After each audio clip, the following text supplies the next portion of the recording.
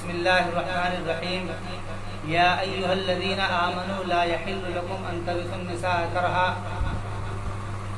ولا تعضلوهن لتذهبوا ببعض ما آتيتموهن إلا أن يأتينا بفاحشة مبينة. وقال تعالى الرجال قوامون على النساء بما فضل الله بعضهم على بعض وبما أنفقوا من أموالهم فالصالحات قانتات حافظات. وقال تعالى ومن آياته أن خلق لكم من أنفسكم أزواجا لتسكنوا إليها وجعل بينكم مودة ورحمة. صدق الله مولانا العظیم. پوری دنیا کے اندر اس وقت میں جو آواز چل رہی ہے اور عام طور سے جو اسلام کو نشانہ بنایا جاتا ہے اس کے اندر ایک بات یہ کہی جاتی ہے کہ اسلام جو ہے وہ عورتوں پر ظلم کرتا ہے اور بہت سارے طریقوں سے عورتوں کے ظلم کو بیان کیا جاتا ہے. مثلا یہ بات کہ شوہر کو اجازت دے دینا کہ وہ غلطی پر بیوی کو مارے، یا پھر دوسری بات یہ ہے کہ عورتوں کو پردے میں رکھنا، یا پھر اس طریقے سے کہہ کر کے کہ عورتوں کو باندھی بنا کر کے رکھنا، جیسے کہ قرآن میں بہت ساری آیتیں باندیوں کے احکام کے تعلق سے اتری ہیں، یا اور بھی بہت ساری ایسی شقیں ہیں اور ایسی بہت ساری وجہیں ہیں کہ جن وجوہات کو سامنے رکھ کر کے یہ بات کہی جاتی ہے کہ اسلام عورتوں کے اوپر ظلم کرتا ہے. تو ہم اس کے اندر جتنے اشکالات کیے جاتے ہیں ہم آج اس بات کے اوپر بحث کریں گے کہ عورتوں کو اوپر ہاتھ اٹھانا اور عورتوں کو مارنے کا اسلام میں کیا نظریہ ہے، یعنی کہ اسلام اس بات کو کتنا سچا سمجھتا ہے، یا اسلام اس بات کو کتنا حق جانتا ہے کہ عورتوں کو مارا جائے یا نہ مارا جائے. اس بارے میں اصل میں اس اشکال کے پیدا ہونے کی وجہ جو ہے وہ وجہ سورۃ النساء کی وہ آیتیں ہیں جس کے اندر اللہ رب العزت ارشاد فرماتے ہیں الرجال قوامون علی النساء بما فضل اللہ بعضهم علی بعض وبما انفقوا من اموالهم فالصالحات قانتات حافظات للغیب بما حفظ اللہ واللاتی تخافون نشوزهن. یعنی اللہ رب العزت نے مردوں کو عورت کے اوپر ایک درجہ فوقیت دی ہے اس اعتبار سے کہ وہ عورتوں کے جتنے بھی حقوق ہیں وہ سب مردوں کے اوپر ڈالے گئے ہیں. آپ دیکھیں گے کہ اگر عورتوں کے کھانے پینے کا مسئلہ آتا ہے تو اس کی ذمہ داری مرد کے اوپر ہے، عورتوں کے اوپر نہیں ہے. ہم دیکھتے ہیں، ہم اپنے معاشرے کے اندر بھی دیکھتے ہیں کہ مرد مزدوری کرتے ہیں یا نوکری کرتے ہیں یا جو بھی کام کرتے ہیں اور کام محنت کوشش کر کے جو آمدنی ہوتی ہے وہ عورتوں کے اوپر خرچ کرتے ہیں. ہم اس طریقے سے دیکھتے ہیں. تو اس اعتبار سے شریعت نے مردوں کو عورت کے اوپر ایک درجہ فوقیت دی ہے. اور پھر آگے فرماتے ہیں کہ اگر کوئی عورت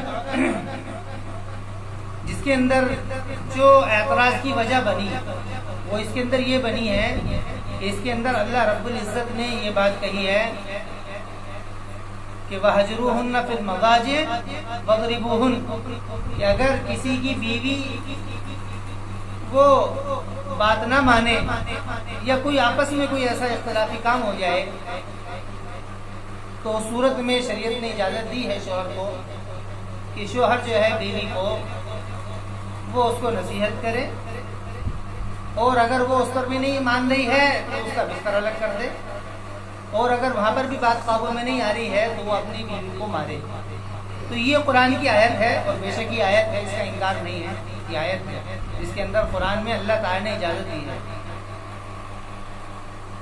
لیکن ہم اگر اس آیت کے اوپر غور کریں تو ہمیں یہ دیکھنا ضروری ہوگا اور ہمیں اپنے ان اشکالات کی دنیا سے نکل کر کے 1400 سال پیچھے جانا ہوگا کہ جس وقت میں اسلام دنیا کے اندر آیا تھا اور رسول اکرم علیہ الصلوۃ والسلام اسلام کو لے کر کے آئے تھے، اس وقت میں عورتوں کا کیا مقام تھا اور کیا حال تھا؟ کیونکہ ہمارا موضوع ہے کہ عورتوں کو اسلام میں مارنا کیسا ہے۔ حالانکہ اور بھی وومنس رائٹ ہیں، اس کے علاوہ ان کو آزادی دینا، اس کے تعلق سے انشاءاللہ آئندہ بات کی جائے گی، لیکن آج تو صرف اس بات کے تعلق سے بات ہے کہ عورت کو مارنا کیسا ہے۔ تو جب ہم 1400 سال پہلے پہنچتے ہیں تو اس دور میں ہم نے دیکھا، جیسے کہ قرآن میں بھی آیت اتری، سورہ نساء ہی کی آیت ہے، یا ایھا الذین آمنوا لا یحل لکم ان ترثوا النساء کرہا۔ اصل میں ایسا ہوا کرتا تھا کہ عورتوں کا جو مال ہوا کرتا تھا اس کو شوہر قبضہ کر لیا کرتے تھے۔ کسی عورت کو کوئی مال ملا، اس کا کوئی باپ مر گیا، باپ کے مرنے کی وجہ سے اس کو کوئی مال ملتا، یا کسی اور طریقے سے بیوی کے پاس کوئی مال آتا، تو اس مال کا زبردستی اس کے شوہر حقدار ہو جاتے تھے اور اس مال کو اس عورت سے چھین لیا کرتے تھے۔ ایک تو بات یہ تھی، اور دوسری بات یہ ہوا کرتی تھی کہ اگر کسی مرد کی کسی سے شادی ہو گئی، کسی عورت سے، اگر وہ اس کو پسند آ جاتی تو بھی وہ اس کے مال کو چھین لیا کرتا تھا، اور اگر پسند نہ آتی تھی تو اس کو قیدی بنا کر کے رکھتا، اور بلکہ بعض جگہوں پر یہ بھی ہے کہ اس کو زناکاری اور حرام کاری کے اوپر چلاتا، کہیں کوٹھے پر بٹھا دیا یا کسی زناکاری میں لگا دیا، اور اس سے جو آمدنی ہوتی تھی اس آمدنی کو وہ لوگ کھایا کرتے تھے۔ آپ دیکھو تاریخ کے اندر، اگر ہم قرآن سے ہٹ کر کے بات دیکھتے ہیں تو یہ سوال نہیں ہے کہ آپ قرآن کے اندر دیکھیں، بلکہ آپ قرآن سے ہٹ کر کے بھی، کیونکہ تاریخ کا جو زمانہ ہے یہ حضرت عیسیٰ علیہ السلام کے دور سے تاریخ کا زمانہ ہے۔ آج جو ہے 2020 سن ہے، تو 2000 سال پہلے سے تاریخ باقاعدہ مرتب ہوتی بھی آئی ہے۔ آپ قرآن کو نہیں دیکھیں، آپ قرآن کو ہٹا کر کے تاریخ کی جو بڑی بڑی کتابیں اس کا مطالعہ کرو تو آپ کو اس کے اندر ملے گا۔ اسی چیز کو قرآن میں بیان کیا کہ عورتوں کا یہ مقام تھا کہ شادی کر لی برائے نام، پھر اس کو زنا کے لیے تیار کیا، اس سے غلط کاری، حرام کاری کروا کر کے اس کی آمدنی کھانا، یا اگر اس کے اوپر کوئی مال ہوتا تو اس کو چھین لینا، یہ کام تھا۔ اور اس کے علاوہ یہ حال تھا عورتوں کا کہ جو ان کے ایام مخصوصہ ہوا کرتے تھے، مثلا جس کو ہم پیریڈ کا زمانہ بولتے ہیں، ماہواری، کہ ان دنوں میں عورتوں کو کسی گھر کے اندر کسی بند کمرے میں ڈال دیا جاتا، یہ سوچ کر کے کہ یہ گندی ہیں، ناپاک ہیں، اور ان کی گندگی سے ہم بھی گندے ہو جائیں گے، یہ ان کے نظریات اور خیالات تھے۔ انہی نظریات اور خیالات کی وجہ سے وہ عورتوں کو ایک بند کمرے کے اندر ڈال دیا کرتے تھے۔ حتیٰ کہ ہم دور نہیں جائیں گے، ہم ابھی اپنے زمانے کا مطالعہ کریں گے تو آپ نے یہ دیکھا ہوگا، بلکہ آپ نے جتنی بھی ہیں، آپ نے اسکول کے اندر ہسٹوریکل جتنی بھی بکیں ہیں اور کلاسز جتنی بھی ہوتی ہیں، اس کے اندر تم نے یہ بھی دیکھا ہوگا کہ جو ہندوازم جو مذہب ہے اس کے اندر ایک لفظ آتا ہے ناری ستی کا۔ ناری ستی کا ایک لفظ آتا ہے۔ ناری ستی کس کو کہتے ہیں؟ ناری ستی اس کو کہتے ہیں کہ اگر کسی کا شوہر مر جائے تو شوہر کے مر جانے کے بعد میں اس عورت کو ستی سمجھا جاتا ہے کہ جو عورت اپنے شوہر کی ارتھی کے اوپر لیٹ کر کے زندہ جل جائے، اس کو ستی سمجھا جاتا تھا۔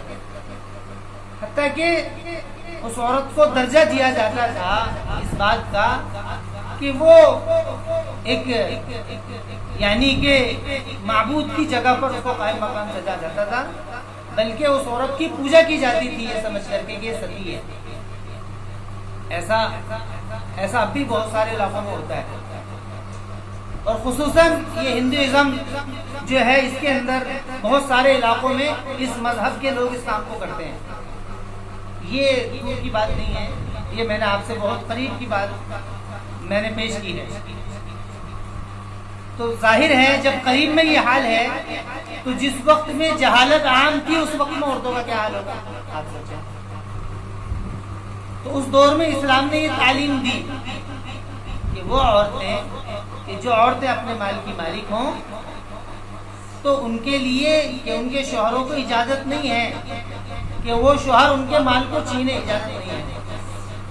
بلکہ اسلام نے مردوں کے اوپر پہلا خرچ لاگو کیا عورت کے لیے کہ اس کی مہر ادا کرے، کہ اس کو مہر دے.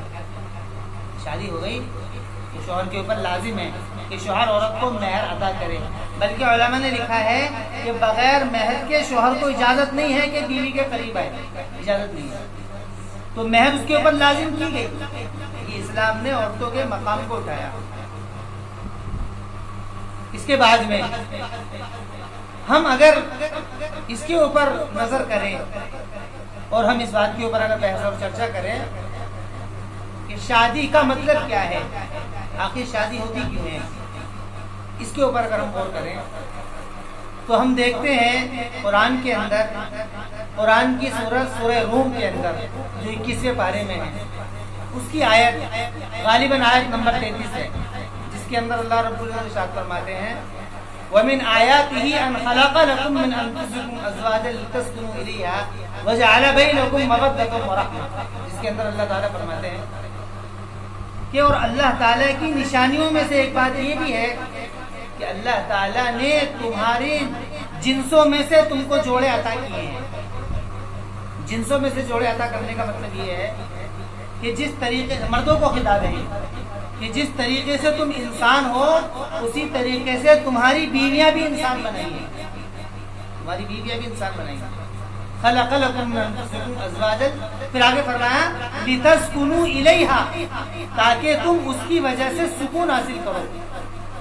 وجعل بینکم مودۃ ورحمہ، اور اس نکاح کی وجہ سے اللہ تعالیٰ نے تمہارے درمیان محبت پیدا کر دی ہے. اصل میں ہم اگر انسان کی طبیعت کا جائزہ لیں گے تو جو ماہر نفسیات ہیں، جو نفسیات کے اوپر بحث کرتے ہیں، وہ اس بات کو کہتے ہیں کہ اللہ تعالیٰ کی مخلوقوں میں صرف انسان ایک ایسی مخلوق ہے جو تنہا زندگی نہیں گزار سکتی ہے، جو تنہا زندگی نہیں گزار سکتی ہے. باقی اس کے علاوہ جو مخلوقیں ہیں وہ کسی درجے میں تنہا رہ سکتے ہیں، لیکن انسان تنہا نہیں رہ سکتا ہے. انسان تنہا نہیں رہ سکتا ہے. اگر بچہ ہے تو اس کے ساتھ میں اس کے والدین ہیں، اور اگر عورت ہے تو اس کے ساتھ میں اس کا شوہر ہے، اور اگر مرد ہے تو اس کے ساتھ میں اس کی بیوی ہے.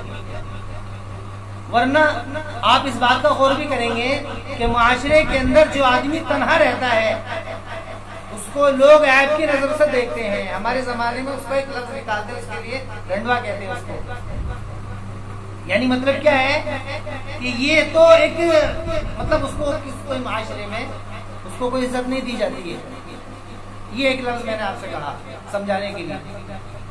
لیکن عام طور سے ہم اپنی بات کے اوپر پھر چلتے ہیں تو یہ بات طے ہے کہ انسان کا مزاج یہ ہے کہ انسان تنہا نہیں رہ سکتا ہے. یہ بات طے ہے.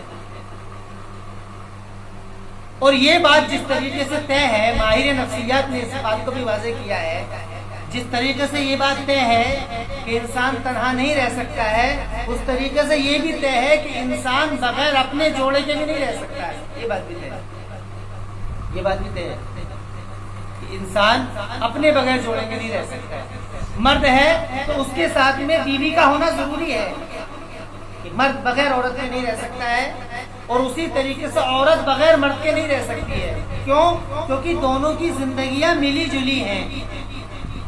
ہم اگر عورت کے اوپر غور کریں گے تو یہ بات تو عقلاً ثابت ہو جاتی ہے کہ عورت بغیر شوہر کے نہ تو سیو ہے اور نہ ہی سیو ہے.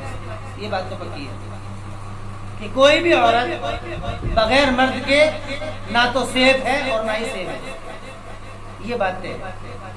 اس لیے اسلام نے عورت کو، یہ موضوع دوسری جگہ جا رہا ہے، اس کے تعلق سے ہم بعد میں بات کریں گے، لیکن پھر بھی یہ بات اس کے اندر کہی جائے گی کہ جو عورت تنہا ہے وہ کسی دوسرے کی پھر وہ کیا نام ہے، دوسرے کے ہاتھوں کی شکار ہوتی ہے، وہ پراپرٹی دوسرے کی بنتی ہے وہ۔ اس لیے اسلام نے یہ بات تو عقلاً ثابت ہوتی ہے کہ عورت بغیر مرد کے نہ تو سیف ہے اور نہ ہی سیف ہے، یہ بات تو ہے۔ اسی طریقے سے مرد بھی بغیر عورت کے نہ تو سکون سے زندگی گزار سکتا ہے اور نہ ہی اس کو اطمینان قلب حاصل ہو سکتا ہے، یہ بات بھی پکی ہے، یہ بات بھی پکی ہے۔ اس لیے قرآن میں اللہ تعالیٰ نے فرمایا وَمِنْ آيَاتِهِ أَنْ خَلَقَ لَكُم مِّنْ أَنفُسِكُمْ أَزْوَاجًا، کہ اللہ تعالیٰ کی نشانیوں میں سے ایک بات یہ ہے کہ اللہ تعالیٰ نے تمہارے لیے جوڑے تمہارے میں سے بنائے ہیں، یعنی تم کو اگر بیویاں دی ہیں تو وہ تمہارے ہی میں سے ہے۔ مطلب کیا ہے کہ جس طریقے سے تم انسان ہو اسی طریقے سے وہ بھی انسان ہو، یا بیویوں کو اگر شوہر دیے گئے ہیں تو جس طریقے سے بیویاں انسان ہیں اسی طریقے سے شوہر بھی انسان ہے۔ ایسا نہیں ہے کہ بھئی مرد تو انسانوں میں سو جائے اور عورتیں جنوں میں سو جائیں تو مسئلہ کڑا ہو جائے گا، پھر وہ تلاشی کرتا پھرے گا، دکھائی دے گی نہیں اس کو کہ وہ کہاں چلے گی کہاں چلے گی، تو یہ مسئلہ بڑا کیڑا ہو جائے گا۔ تو اللہ رب العزت نے تو میں یہ عرض کر رہا تھا اس قرآن کی آیت کے تعلق سے کہ اللہ رب العزت نے کہ شادی کے مقصد کو بیان کیا کہ تاکہ سکون قلب، ایک تو سکون ملے، ایک تو سکون، اور دوسری آپس میں محبت ہو۔ اور آپ سے میں ایک سوال کرنا چاہتا ہوں، اگر کسی رشتے کے اندر یہ دو تعلق قائم ہو جائے، پہلا تعلق تو یہ قائم ہو جائے کہ ایک دوسرے کو دوسرے سے سکون ملتا ہو، سکون یعنی اطمینان، ذہنی اعتبار سے آدمی ڈپریشن کے اندر نہ ہو، ذہنی اعتبار سے آدمی کیا نام ہے آدمی جو ہے نا وہ نہ ہو۔ اس لیے اسلام نے ان تعلق کو قائم کرنے کے لیے مردوں کو اختیار دیا ہے۔ یہ موضوع دوسرا ہو جائے گا، ہم اسی کے اوپر بات کریں گے۔ پہلا ہے اطمینان قلب اور دوسرا ہے محبت۔ تو میں آپ سے یہ سوال کروں گا، اگر کسی ذات کے اندر یہ دونوں تعلق قائم ہو جائے تو وہاں پر کیا بے وفائی یا بغاوت کی اجازت ہوگی؟ سوچنے والی بات ہے کہ اس جگہ پر بے وفائی یا بغاوت کی اجازت ہوگی۔ مثلا کوئی عورت اپنے شوہر سے بے وفائی کرے، یعنی بیوی تو اس کی ہے اور آنکھ دوسرے سے لڑا رہی ہے، بتاؤ، یا اس کے علاوہ وہ بیوی اپنی شوہر کی بات کو نہ مانے، بیوی شوہر کی بات کو نہ مانے، کیا یہ جو جہاں پر یہ علاقہ ختم ہو چکا ہے دونوں چیزوں کا، کیا یہاں پر اس کی گنجائش ہوگی ان دونوں باتوں کی کہ بے وفائی کی جائے یا بغاوت کی جائے؟ قطعاً نہیں ہو سکتی ہے، بلکہ اس کا تو ادراک ہی ممکن نہیں ہے۔ کیوں؟ یہ ایسا ہو گیا جیسے کہ کوئی شخص کسی پیڑ کی ٹہنی پر بیٹھا ہو اور اسی پیڑ کی ٹہنی کو کاٹ رہا ہو۔ ایک پیڑ ہے، اس کی ٹہنی پہ بیٹھ گیا اور اسی ٹہنی کو کاٹ رہا ہے، اب بتاؤ کیا ہوگا؟ وہ مرے گا یا بچے گا؟ تو شادی تو اس لیے اسلام کے اندر نکاح ایک عبادت ہے، اس کو اس لیے مشروع کیا گیا تھا تاکہ دل کے اندر اطمینان ہو اور آپس میں محبت پیدا ہو۔ اور بے وفائی اور بغاوت یہ تو ایسا ہی ہے جیسے کہ اسی ٹہنی کو کاٹ رہا ہے جس کے اندر بیٹھا ہوا ہے، اسی ٹہنی کو کاٹ رہا ہے۔ تو اس لیے اسلام نے اس کے اندر اجازت دی ہے، یہ وجہ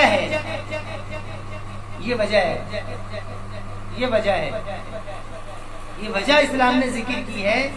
اس کے اندر فرمایا آگے، اسی پہ فرماتے ہیں یا ایھا الذین آمنوا لا یحل لکم ان ترثوا النساء کرہا ولا تعضلوهن لتذهبوا ببعض ما آتیتموهن الا ان یأتین بفاحشۃ مبینہ۔ بس یہ ہے کہ کسی بھی شوہر کو یہ اجازت نہیں ہے کہ وہ اپنی عورت کے مال کا مالک بنے، اور نہ ہی یہ اجازت ہے کہ اس کو ایسے ہی چھوڑ دے، یعنی اس کی خبرگیری کرے۔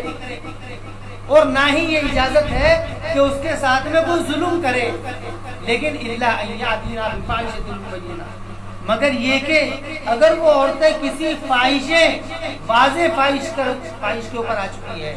اس کی تفسیر میں حضرت عائشہ رضی اللہ تعالی عنہ اور اس کے علاوہ اور دوسرے حضرات صحابہ نے نقل کیا ہے کہ فاحشۃ مبینہ سے مراد زنا ہے، کوئی بیوی زنا کے اوپر آ جائے، اور دوسرے علماء نے کہا ہے کہ فاحشۃ مبینہ سے مراد زبان درازی ہے، کہ بیوی شوہر سے زبان لڑائے۔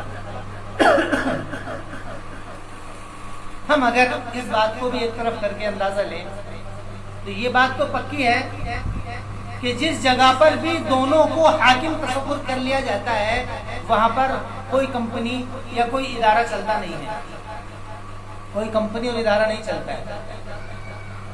ابھی کچھ سالوں پہلے کی بات ہے، امریکہ کے اندر ایک نیوز تھی، اس کے اندر لکھا ہوا تھا بل کلنٹن اس وقت کے وہاں کے پردھان منتری تھے، انہوں نے اپنے ایک لیکچر کے اندر کہا تھا کہ آئندہ کچھ زمانے کے بعد میں امریکہ کے اندر جو آبادی ہوگی ان میں اکثریت حرام زادوں کی ہوگی۔ حرام زادہ کس کو کہا جاتا ہے؟ حرام زادہ اس کو کہا جاتا ہے کہ جو اولاد پیدا ہو بغیر نکاح کے جو اولاد پیدا ہو اس کو یہ کہا جاتا ہے۔ کیوں؟ کیونکہ وہاں پر کیا ہے، حقوق دونوں کے برابر رکھے ہیں، عورت کا بھی حق اتنا ہی ہے، مردوں کا بھی حق اتنا ہی ہے۔ اگر آدمی ایک ریپٹ مارے گا تو عورت بھی اس کے پٹاخ سے مارتے گی۔ یہ آپ بتاؤ کیا کوئی معاشرہ اس بات کو برداشت کر سکتا ہے کہ شوہر بیوی کو مارے چاٹا اور وہ بیوی اس کے مارتے؟ بتاؤ برداشت کر سکتا ہے؟ یا آپ نے کہیں سنا؟ وہاں پر یہ اجازت ہے۔ اس کا نتیجہ کیا ہے؟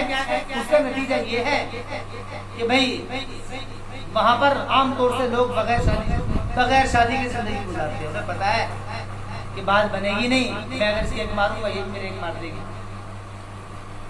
یہ ایک ادب کے اعتبار سے بھی، اور ایک یہ مطلب اگر کلچر دیکھا جائے جو اخلاقیات کا دائرہ ہوتا ہے اس دائرے سے بھی بالکل خروج کی ایک بات ہے، اس سے ایک دم یہ خارج بات ہے، تو اس نے بات کہی تھی کیونکہ وہاں پر حقوق جو ہے دونوں کے برابر رکھے ہیں۔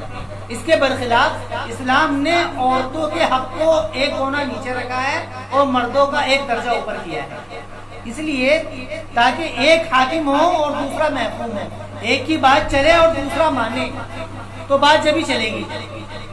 آپ ایک ریل گاڑی کو لیجیے، اس ایک ریل گاڑی کے اندر دونوں طرف انجن لگائیے اور دونوں انجن کو اسٹارٹ کیجیے، اب بتاؤ گاڑی کدھر چلے گی؟ ایک طرف جو راستہ ہو وہ دلی کا ہو اور ایک طرف جو راستہ ہو وہ لکھنؤ کا ہو، بتاؤ گاڑی دلی پہلے پہنچے گی لکھنؤ پہلے پہنچے گی؟ گاڑی کہیں نہیں پہنچے گی، گاڑی کہیں نہیں، کیونکہ دونوں طرف انجن لگے ہوئے ہیں۔ اس کے برخلاف اگر ایک انجن ہو اور باقی ڈبے ہوں تو جدھر چاہے گی ادھر چل دے گی، جدھر کوئی انجن چلے گا ادھر چلے گا۔ اس لیے اسلام نے شادی کا جو مقصد تھا وہ آپس کے اندر کیا تھا؟ آپس کے اندر محبت پیدا رہے، محبت قائم رہے اور سکون ملتا رہے، اور ان رشتوں کے اندر آپس میں ناگواریاں تو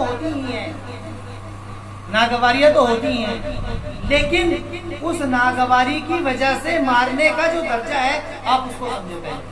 قرآن کہتا ہے واللاتی تخافون نشوزہن فعظوہن، کہ وہ عورتیں کہ جن کی تم بدکاری کی وجہ سے یا جن کی تم بغاوت کی، نشوز ایک عربی کا لفظ ہے جس کے معنی ہر ناشائستہ حرکت ہے، اس سے ہم زنا بھی مراد لے سکتے ہیں، اس سے ہم زبان درازی بھی مراد لے سکتے ہیں، اس سے ہم بغاوت بھی مراد لے سکتے ہیں۔ اصل میں قرآن کے ایک الفاظ ایسے جامع ہوتے ہیں جو بچیاں بڑی درجات کے اندر ہیں وہ اس کو بخوبی سمجھ رہی ہوں گی کہ قرآن کے اندر جو الفاظ ہیں ان کی ایک الفاظ کے کئی سارے معنی ہوتے ہیں، اسی کو فصاحت اور بلاغت کہتے ہیں۔ تو قرآن میں ہے کہ ان عورتیں سے جن کی تم ناشائستہ حرکتوں سے کہ تمہیں خوف ہو، ناشائستہ حرکتوں سے جن کی تمہیں خوف ہو، تو قرآن دیکھو کیا کہتا ہے، آپ غور کرو، اس میں ہے فعظوہن، کہ تمہارے لیے ضروری ہے کہ تم ان کو نصیحت کرو،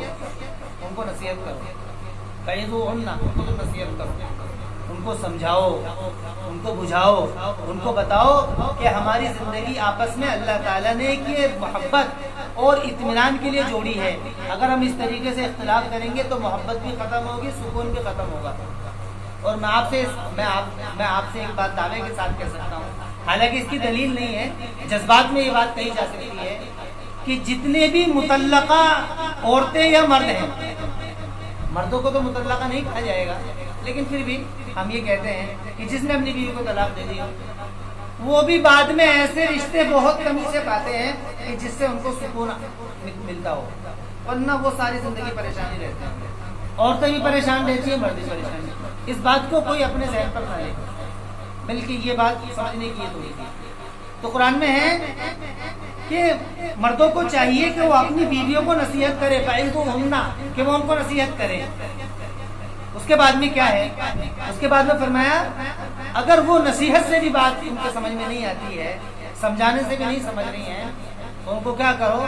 وَهْجُرُوهُنَّ فِي الْمَضَاجِعِ، کہ ان سے تم اپنا بستر الگ کرو. بستر الگ کرنے سے مراد یہ ہے کہ ان سے ناراض ہو جاؤ، ان کو چھوڑ دو کہ تم اپنے کمرے میں رہو، میں اپنا الگ کہیں اور سو جاؤں گا، یا میں الگ اپنا کہیں رہ جاؤں گا. یہ کام کروں گا. اگر ہم نفسیات کا مطالعہ کریں گے تو سمجھانے کے تعلق سے ہمیں 3 طریقے کے لوگ ملتے ہیں. یہ سمجھنے کی بات ہے کہ 3 طریقے کے لوگ ہیں کہ جن کو سمجھانے کی ضرورت آتی ہے ان 3 طریقوں سے. ایک تو وہ لوگ ہوتے ہیں کہ جن کے ذہن میں ہلکا پھلکا کوئی رنجش ہوتی ہے اور ہلکے پھلکے کچھ شبہات یا کیا بولتے ہیں اس کو اسٹینڈنگ ہوتی ہے، اور یا پھر اس کے علاوہ کچھ ذہنی نظریات ہوتے ہیں. تو وہ لوگ ہلکی پھلکی سمجھانے سے وہ سمجھ جاتے ہیں کہ بھئی ایسا کچھ بھی نہیں ہے، جو تم نے دیکھا تھا وہ صحیح نہیں تھا، اور جو تم نے سمجھا تھا وہ صحیح نہیں تھا. ہلکا پھلکا سمجھایا اور سمجھانے کے بعد میں وہ سمجھ میں آ گیا.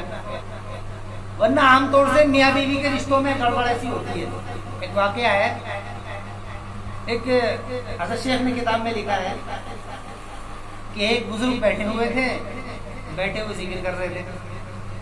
تو بیوی آئی، بیوی نے کہا ارے تم کوئی بزرگ ہو؟ کہ کیوں جی؟ کہ تم کوئی بزرگ ہو؟ کہ بزرگ تو میں نے کل دیکھا تھا. کہ کیا دیکھا تھا تم نے کل؟ کہ وہ اڑ رہا تھا.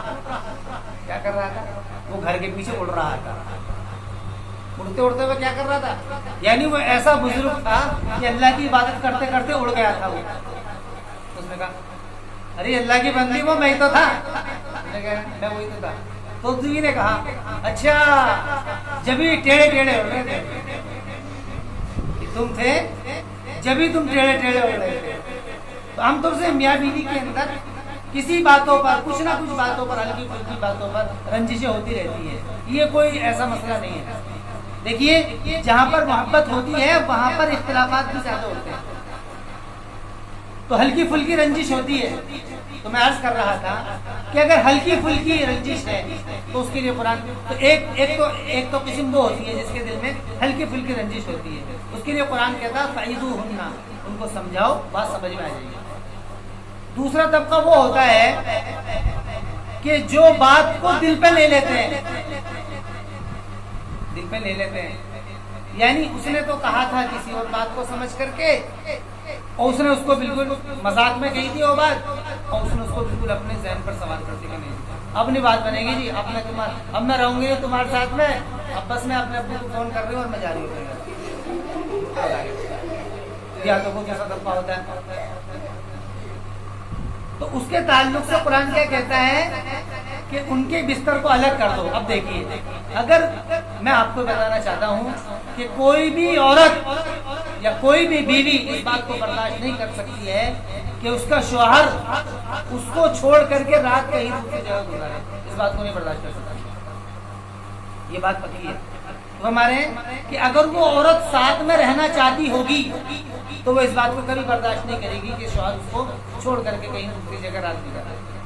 تو قرآن نے کیا کہا کہ ان کے بستر کو الگ کر دو.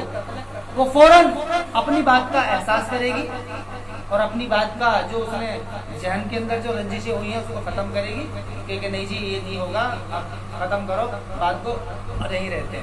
تو دوسرا طبقہ وہ ہے.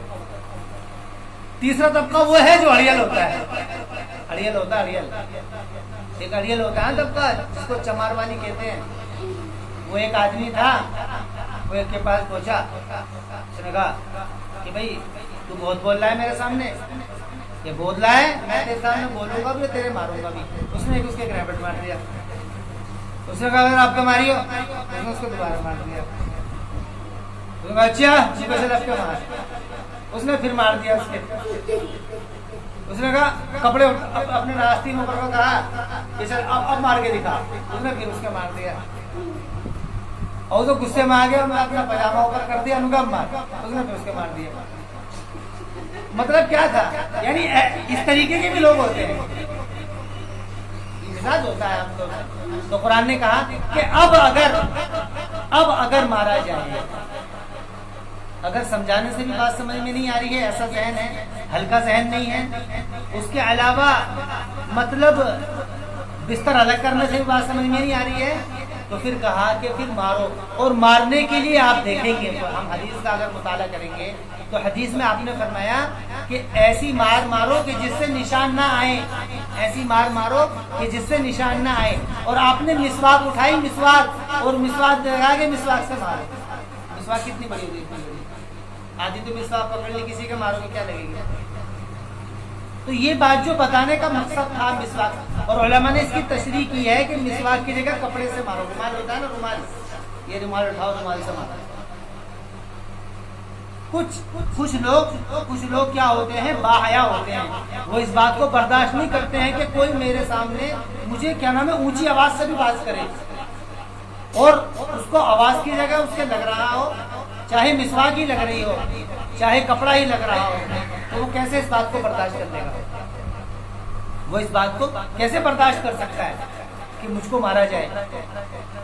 تو یہ جو مارنا تھا، یہ مارنا برائے تکلیف نہیں ہے، بطور تعجب ہے، برائے تعجب ہے، ادب کے لیے۔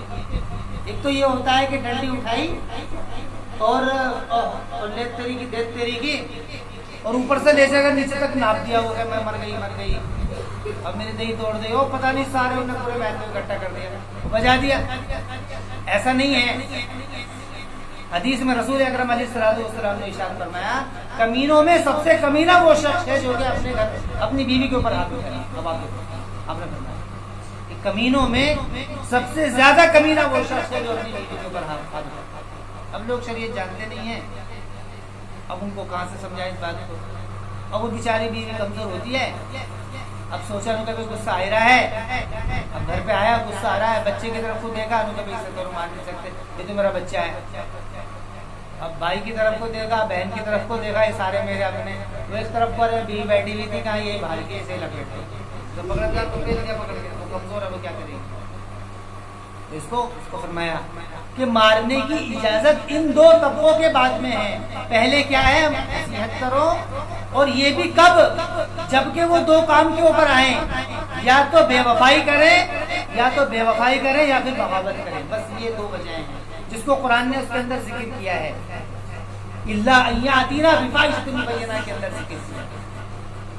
اور مارنا بھی تادیباً ہے، سزا مارنا نہیں ہے، تادیباً مارنا ہے۔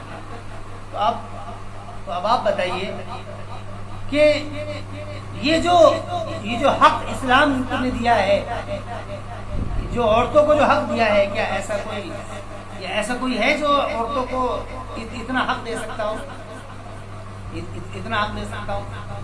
تو یہ اسلام نے عورتوں کی حقوق کی رعایت کرتے ہوئے مردوں کو اجازت دی ہے اس طریقے سے کریں۔ اب اس میں ایسا بھی ہو سکتا ہے کہ غلطی مرد کی ہو، ایسا تو نہیں ہو سکتا ہے کہ ہمیشہ عورت کی غلطی ہو، یا عورت کے ہی کام غلطی کرنے کے ہیں۔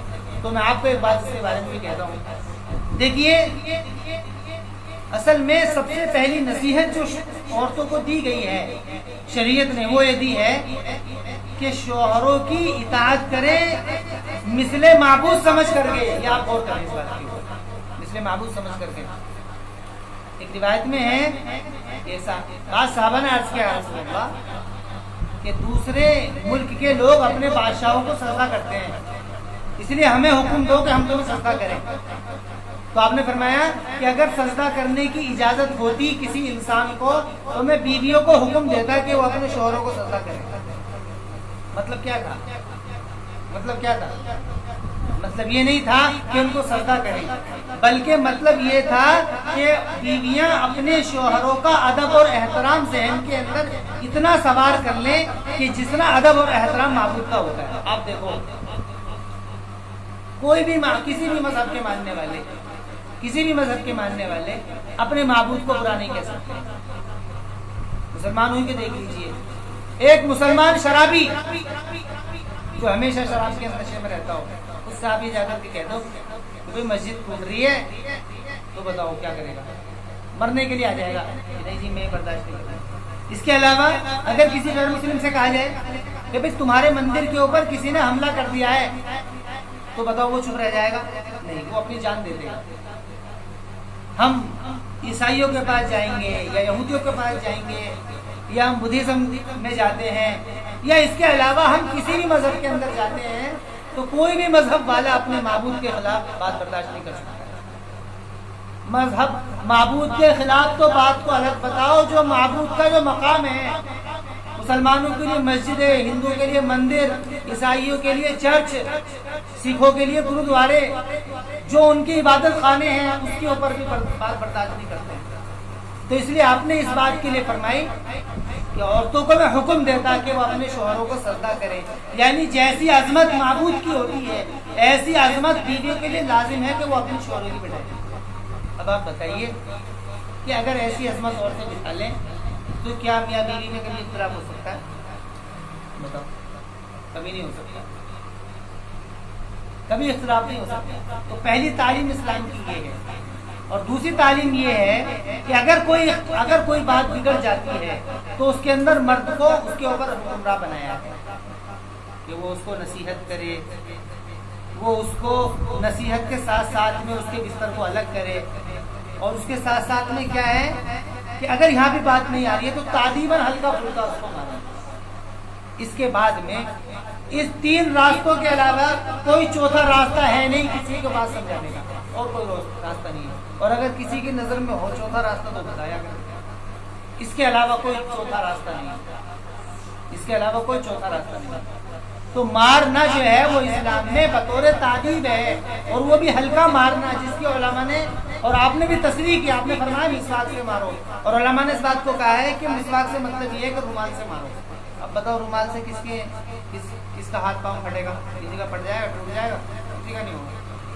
اس کو اصل میں اس کو مغربی تہذیب نے اور میڈیا نے اس کو بہت زیادہ اچھال دیا اس بات کو کہ جی اسلام میں تو یہ ہے، اسلام میں تو عورتوں کا کوئی حق نہیں ہے، مارنے کا ہے۔ وہ ایک آیت کو اٹھا لیا آخر کی، اور اس کو کیا نام ہے پیچھے کا بول دیا۔ جیسے قرآن میں ایک آیت ہے یا ایھا الذین آمنوا لا تقربوا الصلاۃ وانتم سکارى، قرآن میں ہے کہ تم نماز مت پڑھو، قرآن میں ہے نماز مت پڑھو۔ تو کوئی کہنے لگا بھائی قرآن میں لکھا ہوا ہے کہ تم نماز کیوں نہیں پڑھتے؟ کہ قرآن میں لکھا ہوا ہے، یہی سورہ نساء کی آیت ہے، اس کے اندر ہے کہ نماز مت پڑھو۔ لیکن نماز کب مت پڑھو وہ بھی تو دیکھو آگے کیا لکھا ہوا ہے، اس کے اندر آگے لکھا ہوا ہے لا تقربوا الصلاۃ وانتم سکارى، کہ تم نماز مت پڑھو جبکہ تم نشے میں ہو۔ یہ یعنی اگر تم نشے کے اندر ہو تو تم نماز مت پڑھو۔ مطلب کیا تھا کہ نشے کی حالت میں آدمی ہے، نماز پڑھے گا تو نشے میں پتہ نہیں کیا کیا کہے گا، یعنی نشے کی حالت میں نماز نہ پڑھنے کے لیے کہا گیا۔ تو لا تقربوا الصلاۃ کو اٹھا لیا اور وانتم سکارى کو چھوڑ دیا، اور لا تقربوا الصلاۃ کے اوپر اعتراض، کیونکہ اس میں تو لوگ جتنے بھی ہیں نا اس بات کو پیش کرتے ہیں، جتنے بھی آپ کو ملیں گے بھائی قرآن میں تو یہ ہے کہ عورتوں کو مارنے کی اجازت دی ہے، اس سے پچھلی کی آیتیں ہیں، اس سے پیچھے کی جو آیت ہے اس کو کوئی ذکر نہیں کرتا، کیوں؟ کیونکہ اس کے اندر ان کا علاج ہے، اس لیے اس کو کوئی بتاتا نہیں۔ اس لیے اسلام ایک ایسا مذہب ہے کہ جس نے عورتوں کو وہ حق ادا کیے ہیں اور وہ حق دیے ہیں کہ جو حق کسی مذہب کے اندر عورتوں کو نہیں ملے۔ اس لیے اسلام کی تعلیم کی تعظیم کرنی ہے، اور میں اس بات کو پھر مستورات سے اس بات کو مخاطب ہو کر کے کہوں گا کہ اگر عورتوں کی عزت اور ان کے ادب اور احترام کا اگر لحاظ ہو سکتا ہے تو وہ صرف اسلام مذہب کے اندر ہو سکتا ہے۔